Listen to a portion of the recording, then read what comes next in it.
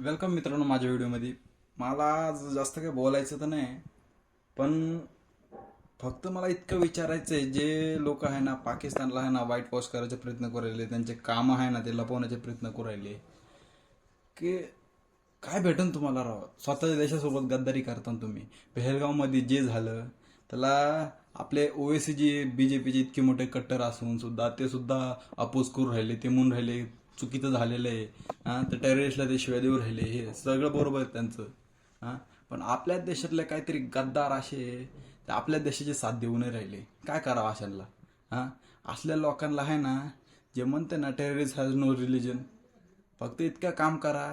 ते टेररिस्ट आहे ना त्यांच्या पद्धतीने नका त्यांचा अंतिम संस्कार करू. त्यांना जाळा तुम्ही. जे म्हणते ना टेररिस्ट हॅज नो रिलिजन, त्यांच्यासाठी येते. हा असं केलं ना हे लोक आहे ना लगेच पळत पळत येतील, म्हणते असं कसं काय केलं तुम्ही, असं कसं काय केलं तुम्ही. का नाही करा बाबा. हा इथं लोक परेशान होऊ राहिले ना इतके.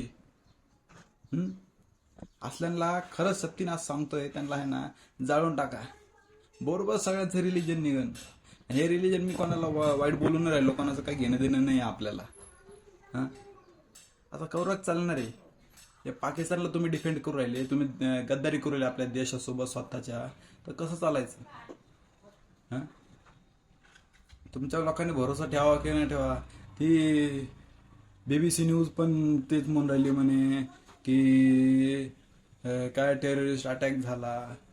त्याच्यात सिव्हिलियन्स, आपला सिव्हिलियन्स नाही त्याच्यात काय म्हणजे बाहेरून आलेले लोक म्हणजे वारले मेले. असं नसतंय ना. ते आपले सिव्हिलियन्स होते, आपल्या देशात फिरायला गेले ते आपल्या देशात त्यांना इतका खतरा आहे म्हणलं कसं चालायचं? त्याची कोण जबाबदारी आहे? जबाबदारी घेणारा तो कधी म्हणतो मी घेतली, कधी म्हणतो मी नाही घेतली. पाकिस्तानचं तिकडे पाणी थांबल तो रडायला लागला.